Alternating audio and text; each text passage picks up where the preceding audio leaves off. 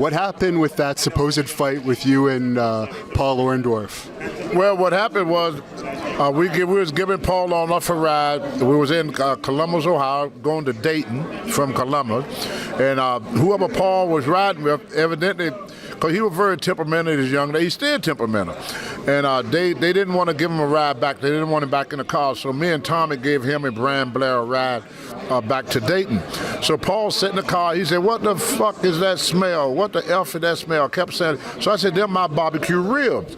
So he said, "Well, I'm going to throw them out." I said, "Paul, you throw them ribs out, I'll throw you out with them." Jokingly. I wasn't serious about it or nothing. I was in a very good mood. So then Paul started hitting the back of Tommy Rich's seat. "Pull the F over, pull the F over, pull over." So Tommy said, "Shit, let me pull over for this guy make me wreck the car." So he pulled over. Paul jumped out the car. I said, "Did this guy really want to fight me?" And Tommy said, "It looked that way." So I opened up the door. As I was coming out of Tom, he tried to sucker punch me. Well, I was a collegiate wrestler, not a football player like him. So I leg dived him, took him down, and cratered him. Finally, Tommy came over and broke us up, him and Blair. Tommy, what he was doing is he was trying to get me to let him go.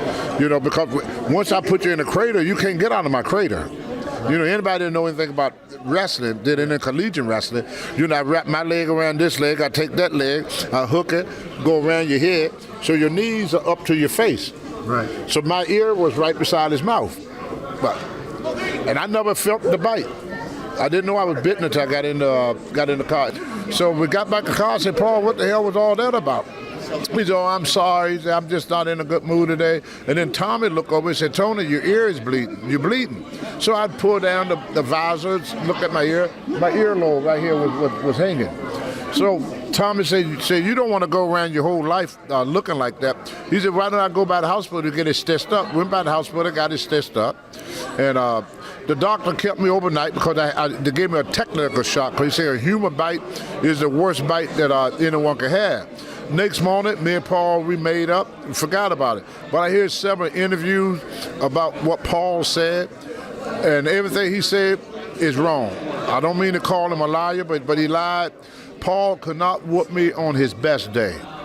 If you don't believe me, if he had plenty of chances to do something against me, who was in the ring. And neither time in the ring was he able to handle me inside or outside the ring.